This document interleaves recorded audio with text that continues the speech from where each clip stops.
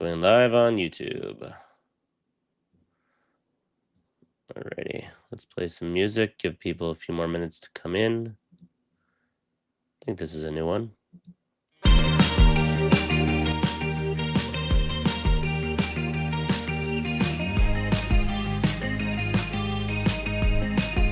good, the YouTube notifications going out.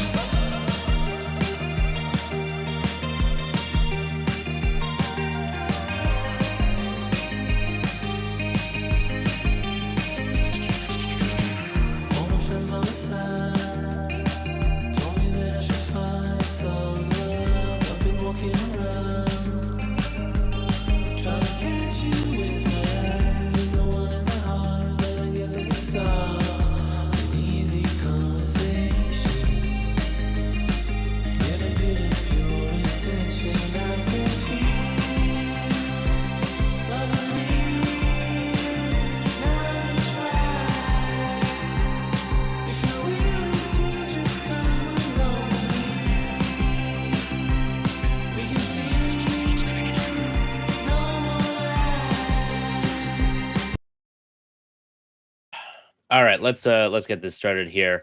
I was making all kinds of faces during the song there because it looks like literally breaking news. Google just dropped Gemini 2.5, like as of a minute ago. So um, I haven't had a chance to look at it yet, but it's on top of what seems to be pretty much all the charts. It's smarter, it's better, it's focusing on coding. They make the dino game. Oh, it's my little dino guy. I had a dinosaur around here somewhere. What did I do with this? I must have put him back up on on one of the shelves. One of the little the dinosaurs. All right, let's do the intro, and then we can start digging into all that stuff. Huge show this week. Didn't have one last week. Still getting over a little bit of a cold. And last week I was busy working on not building, but testing and reviewing my most comprehensive Ubiquiti review video yet. If you haven't seen it yet, I'll get to that in a moment. 3 cameras, the new G6 lineup, all 4K, fantastic. Big fan. But let's, before we jump into that, do the intro.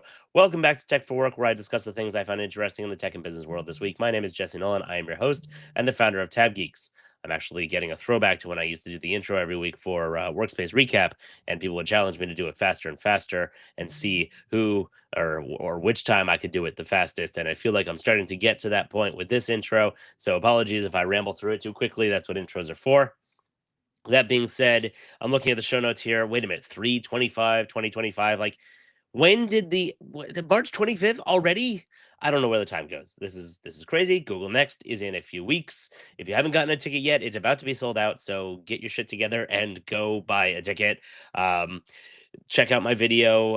If you are going, definitely check out my video on what sessions not to miss. If you haven't bought a ticket yet, 799 champion, all capital letters, champion or champions, will get you the $799 ticket. I think that code still works, so go and check it out. You've got the Killers playing the close wrap out concert live in Vegas, which is going to be at Allegiant Stadium, which is cool. You stand on the field, and you get to be basically nearly front row for a concert with a world-renowned band called the Killers. If you're not familiar with them, wow, I'm old. All right. Also, Google announced yesterday that they're going to be having a special presentation by NVIDIA at the conference, which I'm guessing is probably another Jensen special. Jensen Huang being the CEO and founder of NVIDIA, dude that shows up in the leather jacket, super cool, almost has like Apple level coolness when it comes to presenting. Wow, presenting similar to Steve Jobs back in the day. So definitely going to be a good show. Definitely don't miss the keynotes. It's going to be a crazy, awesome event. And Google seems to be pulling out all the stops on this one. The teams are frantically buttoning things up, and things are coming together as we get much closer. I'm actually beta testing the conference app early, and there's a bunch of great additions that make it so much better than last year's app. I obviously can't talk about them very much, but that's what's going on, and you should be excited. I've been on a bit of a concert bender lately. They're all falling out around the same time for whatever reason, and so I've been nerding out the nerdy audio nerd, audio and AV live performance side of me for a bit. Most people don't know this about me, but I am kind of a not so closet Celtic rock fan.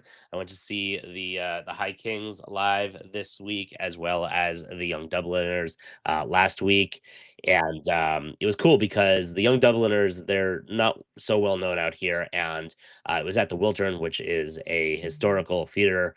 And to give you an idea of how historical it is, there is a wooden turntable in the parking garage that would used to be used to turn around the wagons as they would ride in to drop off the guests for shows at the theater there. So that was just like an interesting throwback relic of a age gone by. But the cool thing about the show is because it was basically standing room only, there was and because they're not that popular out here, there was a lot of space to move around. And so did I post up next to the stage? No. Did I go and I get a seat on the side of the wings? No, you had to pay for those, and I wasn't really willing to do that. Instead, I planted myself right next to the sound mix because I don't know if you've ever looked at, and for the AV nerds out there, you'll know what I'm talking about. But if you've ever looked at the mixing booth at a concert, there's always right in the area a microphone that is sampling the sound for the concert. And the sound that they're putting out of the mix is going to be optimized for that position. So if you're standing close to or next to the mixing booth, which is where I often like to buy my tickets, you're going to have the best quality sound. And if you're a bit of an audiophile like I am, having the best all-around sound coming from around the arena or the stadium or the theater in this case, that's how you're going to get it. So I literally was standing next to that microphone, and it was phenomenal to be in a old historical theater like that and just hear the natural resonance of all of the audio. And I'm getting super nerdy here, but if you're a concert nerd or a sound nerd, you know what I'm talking about.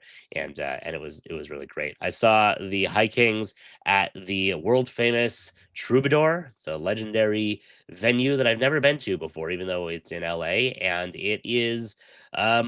Both good and bad. On one hand, it was packed and completely full, sold out. On the other hand, it was packed and hot and sweaty, and at least I could see everything and hear everything because it's effectively a bar. Like it's a club. It's not, well, not a club. It's a bar with a big stage, and some of the most famous artists in the world have played there or even debuted there. Their booking agent must be clairvoyant or something, but it was not a great concert experience because of that. Now, if there was less people and they charged a lot more money, like these were $35 tickets. If they had charged a lot more money because it was an exclusive, stage side, fireside session with the band that I could get behind and I would really enjoy it. Whereas here it was almost like a constant mosh pit. It just was not my speed. I like to sit down at concerts. I like to stand up in my seat and dance and stuff like that. But the audio there was also fantastic because it's such a small space, and it was great to see a band over from Ireland that I'm a big fan of. So now you got a little into the nerdy music side of my psyche here, and how all of that works. So let's get into the ubiquity side of things. Terry Johnson, good morning. Vasil, good morning. I see you on the chat here. Thank you for being here live and chatting, or good afternoon or good evening wherever you are. Terry Johnson says that the G6 release caught me by surprise.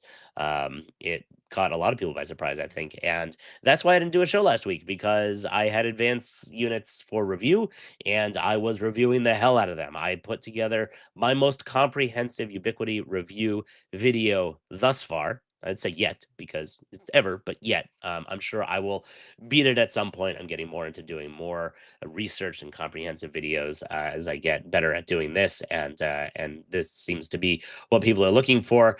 This video is comparing the G6 lineup, which there are three cameras, three cameras so far, comparing it to its predecessors, and using me installing it and building out a test rig and stuff like that. But let me bring up the page here, the Ubiquiti store, so that I can show off some of the details on these cameras, and we can start talking about it. And I'm not muted right now. You can all hear me. Good, good.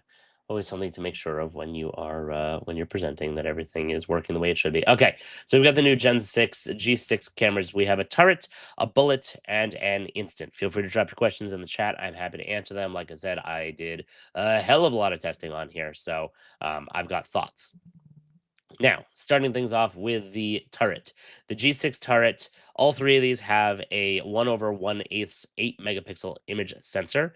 In other words, really large, fancy 4K sensor. And as I explained in my video, one of the great things about having a larger sensor is that there is more light and more information that can be captured by the sensor, which always makes for a better quality image, which as you start getting into cameras and start zooming in, depending on how high your camera is, if you want to see something further away, you start to lose image quality really fast. And that's why, as I say in my video, sure, with all the access point updates, extremely fast speed is fantastic. But once you're in multi-gigabit range, which is what we're in now, it's going to be hard to max that out unless you have hundreds of people on the AP. For smaller deployments, there's only so much faster you can go. Granted, yeah, sure, I'm uploading video, and it's great for being able to do that over the network and to even edit from a NAS over the network. And that's something that I'm going to be testing again soon, is having all of my video on a NAS over a 10 gigabit connection, see how well that works. But with cameras, you still have so much further to go, because as soon as you start zooming in on the image, you start losing so much of that quality. And sure, there are other lenses or other cameras that have lenses out there, such as the AI or the Pro lineup, which will enable you to do 3x zoom, but that's either in the moment or you have to have it preset. It's not like you can just zoom in after the fact when you're reviewing the footage and you're trying to see, okay, can I view that license plate? Can I what do you call it? And can I get the detail on that person's jacket or what brand they're wearing or whatnot, so that you can give that information to the police should you need be. And so throwing more larger sensors into cameras, I think, is going to be an area that's going to continue to be very valuable and useful. And these cameras are the next step forward for Ubiquiti. The other thing that's very interesting about these is the fact that this is a huge step forward for the non-pro or AI lineup. I mean, this camera, look at this, is $199. You've got AI image processing in it. It can do all of the recognition. It can do all the license plate recognition, facial recognition. It's got a 100-foot LED IR for night vision. No, it's not color night vision. Yes, I'm sure we'll see that in the next pro lineup. No, I don't have any advance warning of that, full disclosure. Yes, I get cameras. Currently have none, so I cannot tell you. I don't know. I don't know what's coming next. They send them to us a little bit in advance, but not that far in advance, and I don't know what's coming. So sorry, can't answer those questions. But these cameras are a huge breakthrough, and I'm thrilled with these. Honestly, I think they're going to sell like hotcakes, because you've got the wider viewing angle. You have a much beefier build with the new Cyclops kind of eyeball look going on here. It's a aluminum enclosure, and it was super easy to mount. And yes, it does still have the pigtail design, which is the little tail that sticks out the back of it instead of just an Ethernet in the back. If you do want an Ethernet in the back of the camera, you can get the G6 Bullet, which I'll go and look at in a moment here. But these cameras are just really, really solid indoor, outdoor, weather rated, tamper resistant, etc. Really high quality cameras that are, like I said, just going to sell like hotcakes. They do come in black and white. The black ones I think are super sexy. I want all of my cameras black. I love them. They're imposing. They're great. It looks really, really cool. So they show off some of the deployment here. Not a whole lot to see. Yes, plug it into your switch. I go in full deep detail for these cameras and review them on my video there. So that's the G6 turret. Let's take a quick look at the Bullet.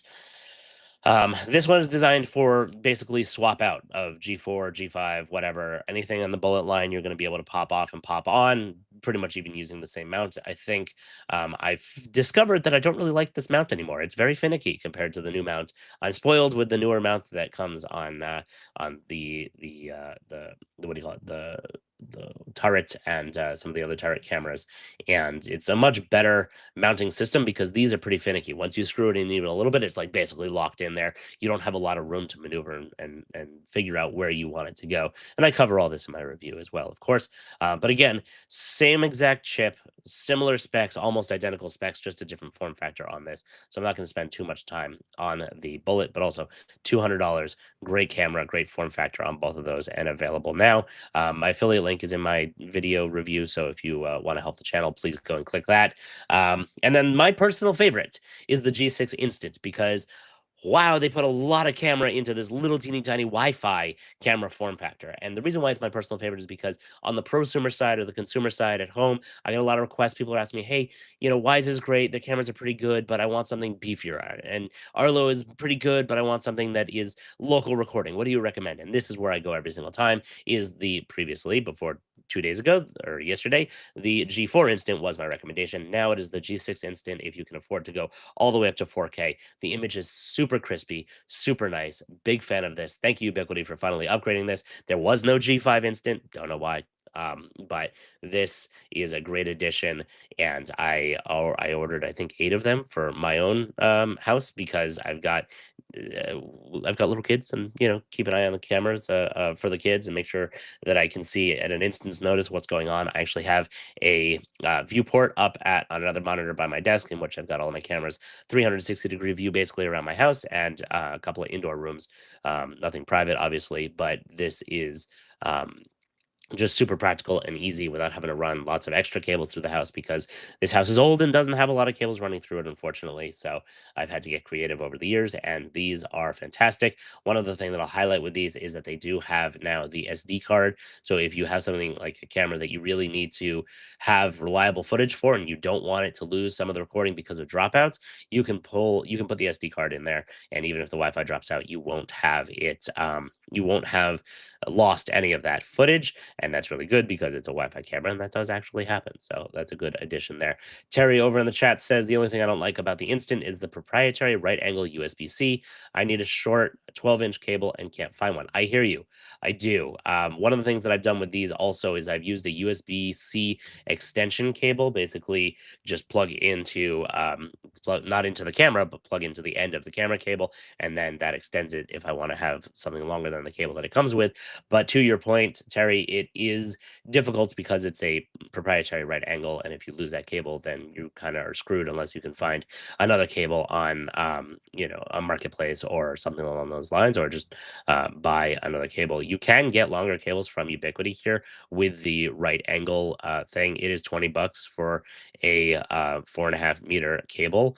That's not bad as far as cable pricing goes, and you are able to get that as a replacement, I suppose. But if you have something custom where you want, like Terry's, you want a 12-inch, just 1 foot, I don't see that here. I don't think that they have that option. So it is something to definitely think about and consider. And maybe in the next model, Ubiquiti will make it much simpler or less proprietary for that. So anyway, that's my initial thoughts on those cameras. If you want the full length review, I definitely recommend going and checking it out on the channel and sharing it with your friends and colleagues and so on. Okay, so that was the main Ubiquiti news there. Go and check out the video. Let's move on to some interesting Google news. You've heard me talk about the Champions program. The Champions program in the past was a set of the best contributors in the Google Cloud ecosystem. So developers, bloggers, creators, people like me who set out to help share and give information to those out in the world. And the Champions program was designed to recognize those of us and give us some better resources to help us continue doing what we're doing. And it's always been a little bit of an interesting, comparison because Google had what's called a GDE program, Google Developer Experts program, for years. They launched that in, I don't know, 2008 or 2010 or something. And it was the top 1,000 or 1,100 thought leaders and community builders around the world, but it was more for a lot of Google's other developer products like Firebase, Android, Flutter, Angular, and Chrome, etc. Whereas the Champion Innovators was more the cloud stuff. And so now they have merged the two programs, which is a fantastic move. Well done, Google. So I'm officially a GDE, a Google Developer Expert, and I didn't realize how much I wanted to be one until I found out that I was becoming one. It's kind of like a major major achievement for somebody who does what I do, and for those of us who give back to the community. Think of it similar to Microsoft's MVP program. It's basically the best people in the world at creating content and working with other folks in the ecosystem and sharing knowledge and helping other people learn. So thank you, Google, for the recognition. I greatly appreciate it. And the goal here is that it brings together the two communities and gives us all the ability to combine the resources of the two programs. And so there are some things that the champions had that the GDEs didn't, and vice versa. And so now it's much easier. We're all GDEs. And if you're going to be at Google Next, definitely go and say hello to us. I think we're going to have a special badge or a pin or something that indicates that we're GDEs. And a lot of the speakers at Next, including myself, are GDEs. So that's another good way to see them. Usually we have it in our bio. And it's just a great coming together of multiple teams and programs. And I'm a big fan of that. So well done, Google, on that. And as part of that, I think I announced last time, Google has a Get Certified campaign that they're doing for the cloud certifications. I'm calling it Get Certified, and I did an interview with somebody on the team from the certification group for knowledge and certifications at Google.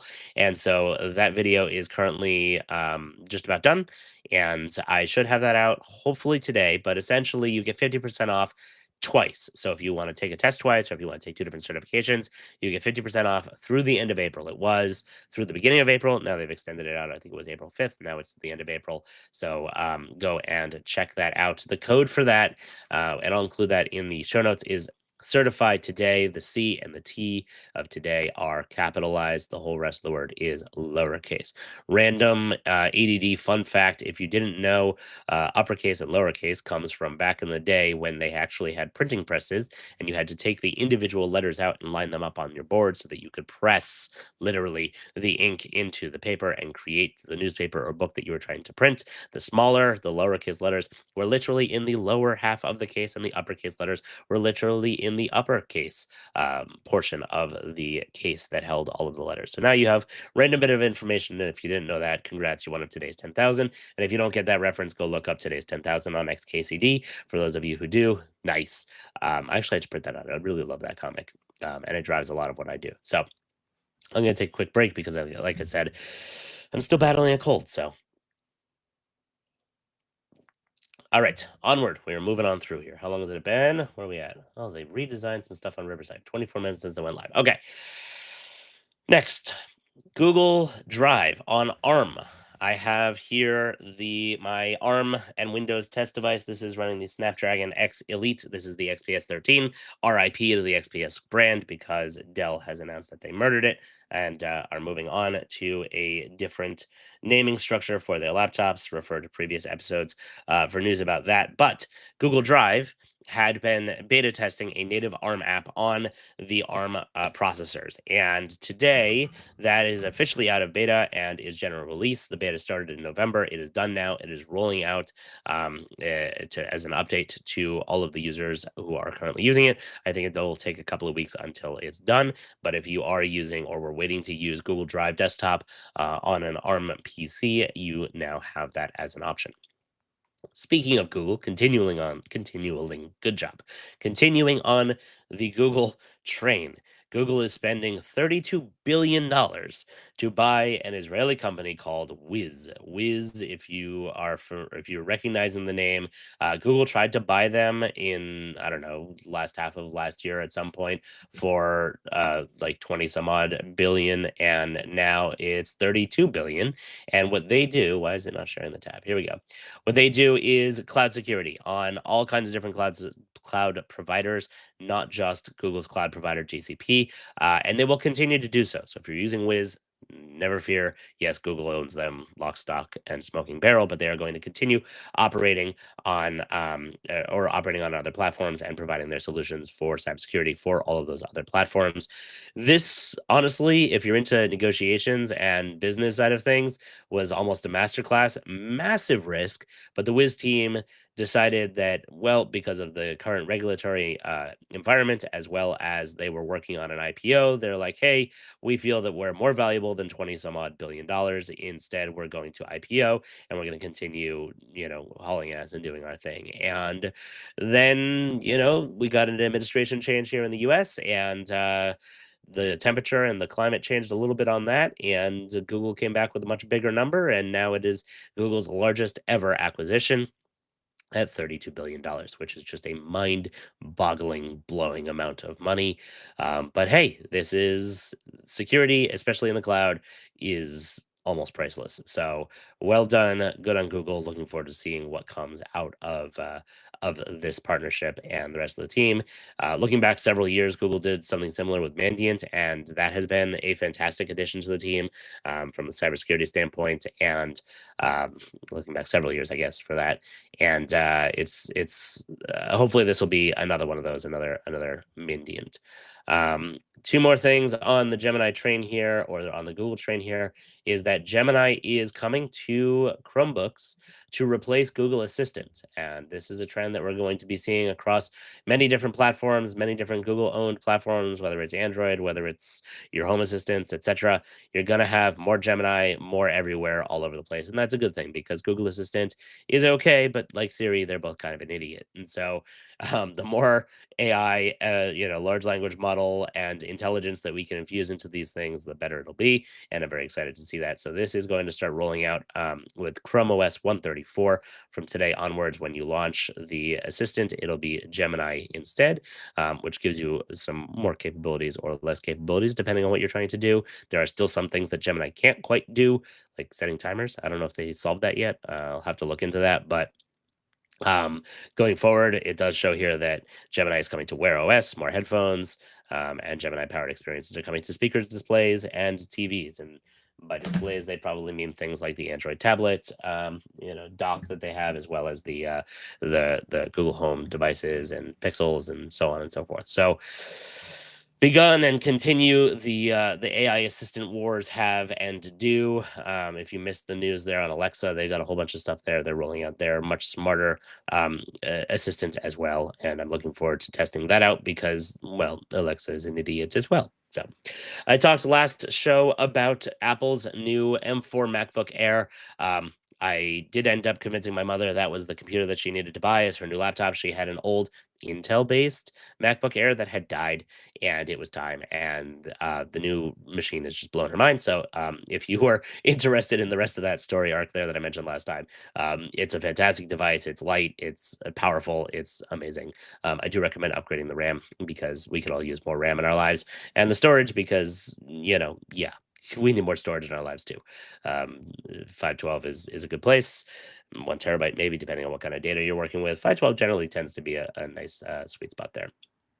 So a little bit of a PSA, a company that has been throughout the news over the years, 23andMe. They're the ones that are telling you where you're from and where your family is from and who you're related to, and cousins and siblings you didn't know you had for many years based on your genetic data, has filed for bankruptcy. And the board and the CEO and like half of the staff that are running the company have left, and it's basically on the chopping block. So this is something that we've talked about for years, is the security behind your genetic data, which is very private and personal to you, and what it could really be used for. I'm not entirely certain, other than, yeah, where you're from and stuff. But I guess over time, as we find ways to exploit and develop more for, I mean, it's data, it's your data. So the genetic code that that your body is built on, that now, if you had submitted to 23andMe, is theoretically up for sale to the highest bidder, which could be, some other foreign country through, their wealth fund or whatever. So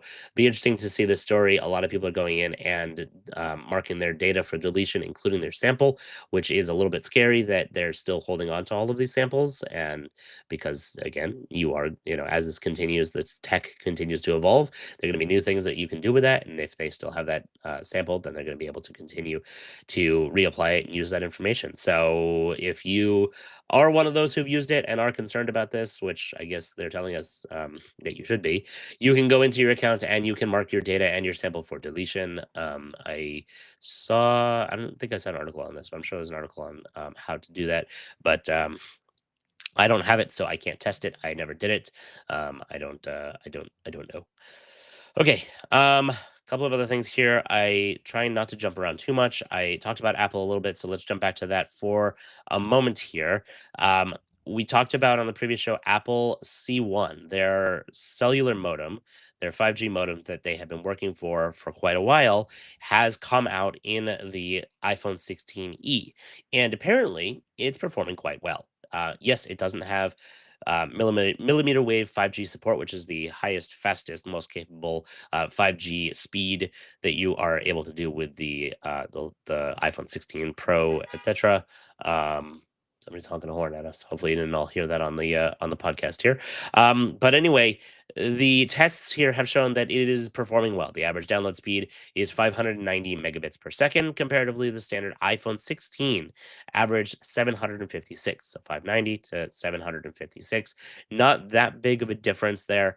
For upload speeds, the 16e with the new modem actually outperformed the traditional iPhone 16 in nearly every test. So well done, Apple. Looks like all of the years and billions of dollars of research actually is coming into play and is showing the fruits of their labor here, because it is a good chip and it is performing well. I'm excited. I'm excited. Good Lord, I can't talk today. It must be the meds, cold meds that are mostly working, hopefully. The next generation of this chip, the C1, C2, whatever they're going to call it, that'll likely end up, I'm guessing, in the iPhone 17. Now that this test is performing well at scale, will likely have the millimeter wave 5G support and have the fastest capable speeds on here. The interesting thing out of this is that because Apple is now designing the chip similar to what they've done with the laptops and the M series chips and the A series chips on all of the iPhones, is they're going to be able to combine these chips more with the rest of their communications chips, which is better speeds, better data capabilities, and better power consumption or lack thereof, better power savings. When you don't have to travel as far with the electrons, yes, it does make a difference, but you are able to speed that up and crack down on how much power is being used. And as these are supercomputers in our hands, and we try to make them as small as possible and smaller and thinner, batteries oftentimes suffer that, and so we want to be able to cram through as much performance for as little amount of power as possible. Interestingly, on that note, there's a old company which some of you may remember called Pebble, which made smartwatches back when smartwatches weren't really a thing or just starting to get kicked off. Now, are they, well, first of all, they're back. But are they going to be as powerful as the Apple Watch? No, that's not the goal. The guy who started it, basically, he sold his company Pebble and he sold another company as well, and he made a crap ton of money, and he kept wearing his Pebble watches, and he has a whole box full of them. And he finally got to the point where he's running out of his supply and went, well, shit, I need more. And so he bought the brand back from, or not bought it back, but convinced Google to open source the Pebble code base, and has started another company remaking or making again a new version of Pebbles. And literally, he found a warehouse that has an inventory of the shells, the actual Pebble watch frames that were made and never used from years ago. And he made updated internals and is just putting them into the original shells, the actual frames of the watches that they had created years ago and never used. And so it's literally identical in form factor to the last generation that was sold of the Pebbles that are out there. So if you were a big Pebble fan, go and check it out. They're back. They do basic stuff. It's e-ink screens. It has, and the reason why I'm telling you about this, other than the fact that it's super interesting to have a brand come back to life from so many years ago like this, is one of the things that they talked about is the fact that the power savings from the development of Bluetooth alone in the past decade enabled them with basically just updating Bluetooth, nothing else, enabled them to have the battery life go from a couple of days to 30 days. So well done to the Bluetooth Foundation, and just awesome to show the march of progress of technology and how we get better at having more power for less power, more power capabilities for less power consumption. So very cool example there. And I kind of want to buy one. I never had one. I wear my iPhone, I mean my Apple Watch Ultra constantly. I kind of want one for the weekend when I'm So I don't know if you know this, but for Jewish people that are religious, we don't use electronics on the Sabbath, which is Friday night sundown, Friday night to sundown Saturday night. So I don't carry around my phone. I don't wear my smartwatch. I have a classic Citizen, watch with manual and hands and stuff. It's not even digital at all. That being said, I'd love to have a watch that was synced with the internet for the very simple purpose of syncing the time so that I don't go multiple weeks without forgetting to change the time after daylight savings, or if you have drift, because that does happen on some of these older watches where it's not always precise. I would also like it to be able to update with the weather, maybe automatically once a day. Like, these are things that you could probably make a watch that would be technically, I'm using the word kosher loosely here because that normally pertains to food, but I could probably have it show the weather and have it show today's date and have it always be up to date and things like that. And the information that I want to be able to see without having to carry my phone with me, without having it do any of the features that wouldn't be allowed for us, but still would be a most, up to date and updated and accurate watch. I think that would be pretty cool to see. And I think Pebble could probably do that, but I don't know if they're going to. But anyway, that's a random tangent for the Jewish people in the audience and anybody who's curious in that. Moving on, I did promise that we would talk a little bit about 3D printers when I posted that I was doing a live show this morning. The reason for that is because Bamboo, love them, hate them. They've got, they're now moving into proprietary area. They came out with something new this morning called the H2D 3D printer. It's kind of an all-in-one, and it's a massive step forward in the world of 3D printing. It is a printer, a laser cutter, a robot pen, and a Cricut machine all rolled into one, and it's spectacular. It's the world of, your own ability to manufacture and do things without having to need an array of different devices is here. And it's pretty cool. In their demo, they show off somebody making a new custom modded seat for their bike, as well as a custom modded helmet specifically for their needs, which is very cool. And, somebody being artsy with it and producing a greeting card or a birthday card or whatever, making gifts out of it. So if you're into 3D printing, that's the big news there. Go and check it out. I don't have a 3D printer yet. As you can see, there's not a lot of room here in the studio, and I don't really have a lot of time to get into that, but I love it. I love where it's going. 3D printed houses, here we come. Let's go. Everybody should have 3D printers in their house, in their 3D printed house, which is very Meta. Meta, a company who doesn't make 3D printers yet. They'll probably get there. But at some point, I'm likely going to get sponsored by some company who offers to give me a 3D printer. I'll just be like, yes, I want one, despite not having time to work on it and play with it. But it's super nerdy, and I love the direction that it's going in and where that's going to go. And at some point, I will jump into the 3D printer market and start making videos on that because you have to. They're just so cool. They're so much fun. All right, onward.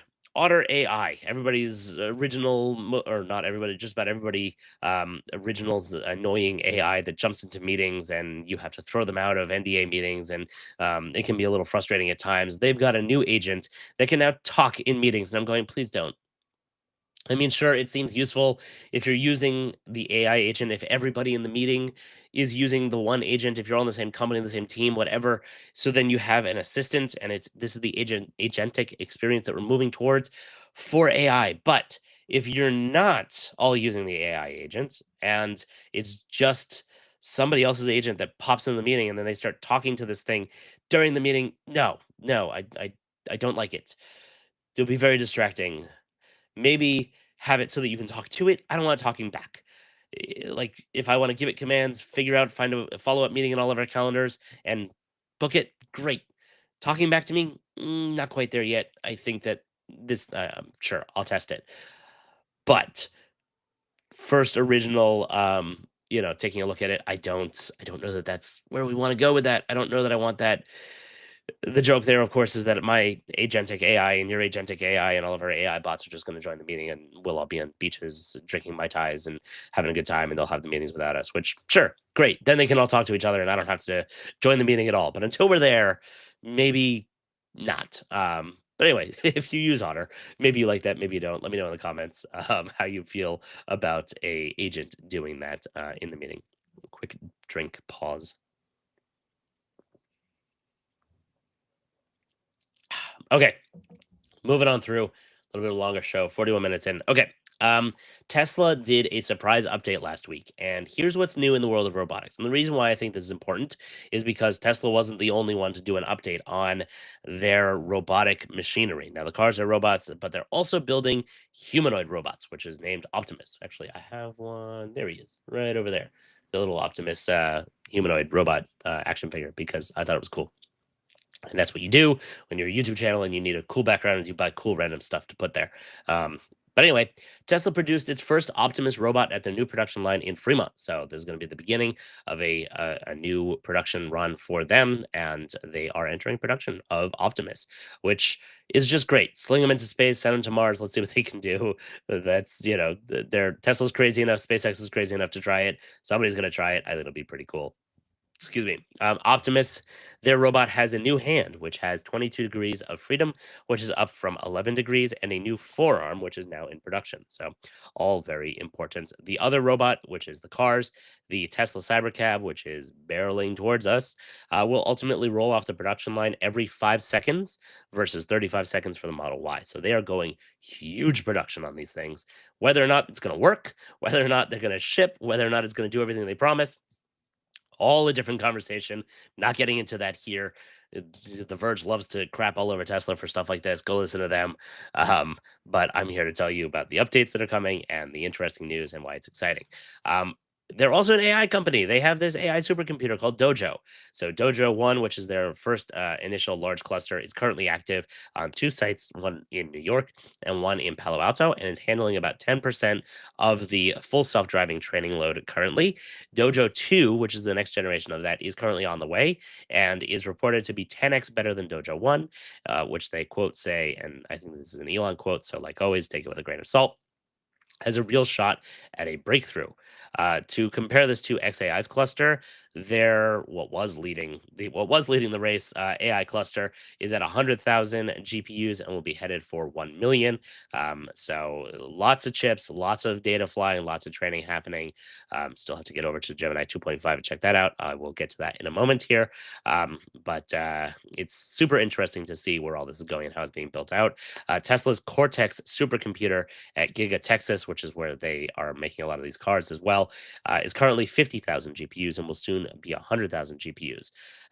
At that point, it will be one of the top 5 global training clusters. I think also in the top 5 is Google and XAI and probably OpenAI.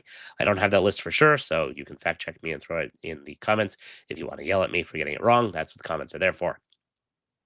In other EV startup news, Rivian is getting closer to releasing their new model. They just showed off in a tweet from their CEO, RJ Scarriage, I think is his last name, is how it's pronounced, where they are making more of the vehicle in one big mold, steel or aluminum, not aluminum, steel or stainless or whatever it's made out of.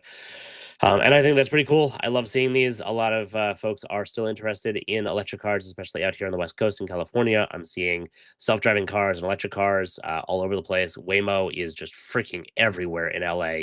It's like every 10th car on the road, possibly more frequently than that. And it's a little bit creepy, not gonna lie, to see a car driving down the road all by itself and nobody behind the wheel, somebody in the back seat, but nobody in the front at all. And they're aggressive. They come around corners sometimes and they're quick, but they've got a great track record and continue to perform and are expanding. And so soon we're going to have roads with the Tesla Cybercabs and the Waymo cars just side by side, and burning out at traffic lights. And who knows? We'll see. Hopefully not, but maybe in an alternate reality. Rivian is also working on not a cab version or a taxi version, but self-driving of their trucks, which I just saw a video review of them doing that as well. So lots of exciting news happening in the automotive, electric car and automated car space. The reason why I'm talking about robots, however, is because also this week, Boston Dynamics has an incredible new robot, which if you aren't familiar with Boston Dynamics, you haven't been paying attention for the last, I don't know, 20 years. They've been owned by Northrop Grumman, I think. They've been owned by Google. They've been owned by, like, I don't know, half of the big tech companies in the Valley over the last 20 years. They are a DARPA started company, Defense Against something research. whatever, the government's weapons manufacturing, or not manufacturing, but research team started that back in the day, funded it. They were the leaders at building these cool robots where they could actually lift boxes and be used in facilities and in production lineups. And they always come out with these really cool movies or videos showing off how they're beating up and abusing their robots or teaching them new things, or same thing, whatever. Hopefully they don't all kill us one day. But they at one point completely rebuilt their stack from the ground up. Before, it was all um, different designs and not AI, and different programming or their own custom AI, etc.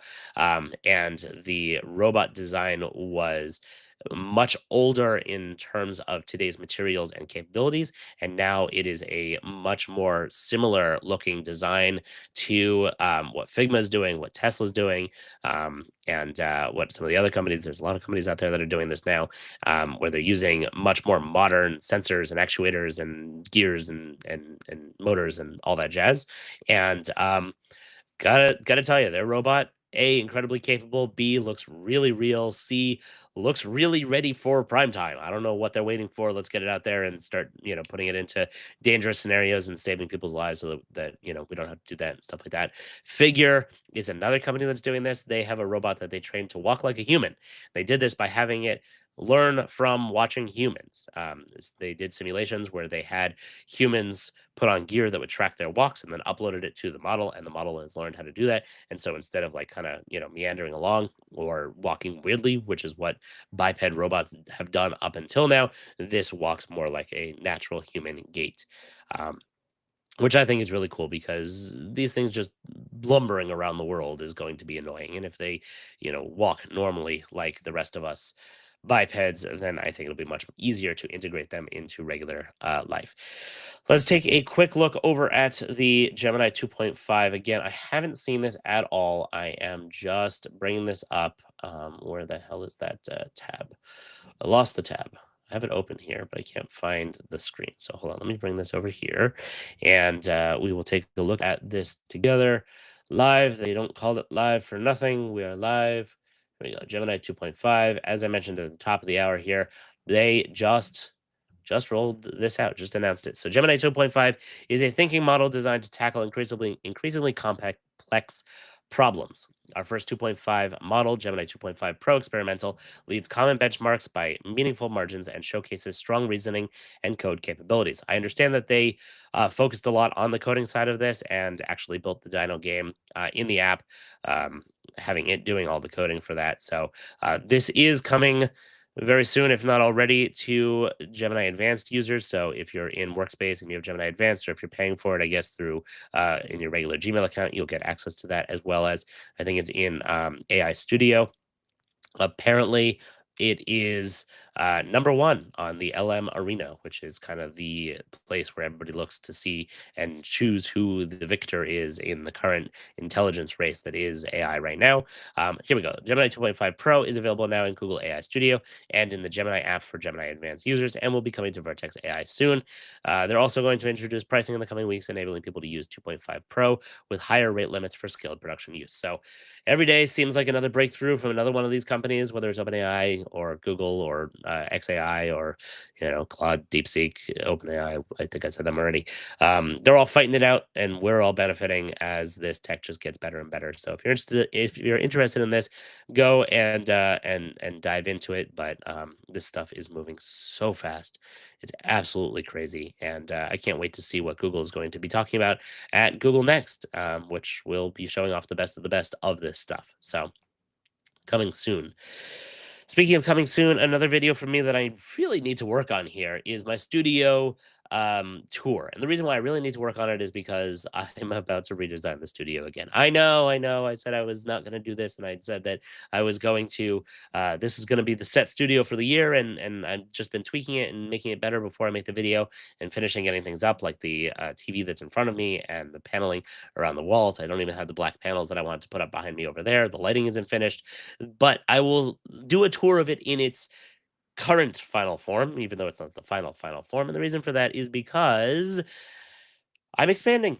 I am changing the studio layout here. Currently, my studio is a 10 by 10 space, and I am doubling that. It's going to be a 10 by 20, and the studio slash recording area is going to get a dedicated space in the studio. And so it'll be a much easier for me to sit down and just hit record than grab the SD card and run it over to my computer and upload it. Or maybe I can figure out a way to do that wirelessly. I doubt that. I don't think DJI does that just yet, but maybe if you know of something out there that does enable me to do that, let me know as I start moving forward and designing this. But essentially, I can actually show you my design here and how I came about, if I can remember. Lucid chart. That's where I put it. Um, and essentially, it was like I said, a 10 by 10 studio. And oh, whoops, let me just get rid of that name here because I don't want to dox myself live on stream. That would be bad. Here we go. Lucid chart. Right. So basically, this is the space, and whoa, zoomed in way too far. And the goal here is to have hopefully a flexi spot desk. I'm trying to get them to send one of those over because I love those. But the server rack behind me, the bookshelf behind me, is similar to the way that I have it now. But basically, have a 10 by 20, 10 wide, 20 long, and have a dedicated studio with the camera always set up, the lighting always set up, so that I can just sit down, start recording, and then I can come out with videos much faster. Have an unboxing station with a dedicated top-down look over here. WH stands for water heater because there's a water heater there and that's not moving. But hopefully I'll just be able to cover that up and you won't even be able to see it. And then lots of storage because one of the things that happens when you are a YouTuber, live streamer, reviewer, etc., is you get a lot of stuff and a lot of stuff you want to hold on to so that you can test it against other stuff and newer stuff as time goes on. So getting 4 bookshelves in there, or not bookshelves, but cabinets, IKEA storage, etc. And then I'll have my computer and charging station over on the other side of the studio with a little museum with a lot of the like the Ubiquiti stuff that I've reviewed or things that I can mount to the wall and have it look cool and refer back to in the future. So that's kind of the design. Right now, my studio is half that space and it's a little bit cramped, and a opportunity opened up for me to be able to expand and build this out. So I'm very excited to be doing that. Hopefully, it comes to fruition. Hopefully, the pieces come into place, and we are able to do that. So stay tuned there. Riverside is giving me a warning about screen sharing permission, but I do see that it's live on the YouTube side. So I don't know what that's about, Riverside, but whatever. So yeah, so that's the end of what I have there. If you have ideas or things that I should add in for the new studio or what you want to see for the current studio, drop them in the comments below. Let me know. That's the end of my show. Thank you all for watching. This has been a long one. I'm gonna try and continue with the every week. Terry says this spring he's doing an 8 by 12 space. Oh, looking forward to seeing what you got, Terry. Have a great day. Yep, same to you. Thank you for joining live, and thanks to everybody who watches. Last week there were like 300 people who watched the show for the first time. So breaking records. Continue spreading the news, sharing it with your friends. Hopefully this becomes your favorite business technology podcast out there. Give me 5 stars on all the platforms, like and subscribe, etc. All those good things. Have a great week, and I'll see you next time on Tech for Work.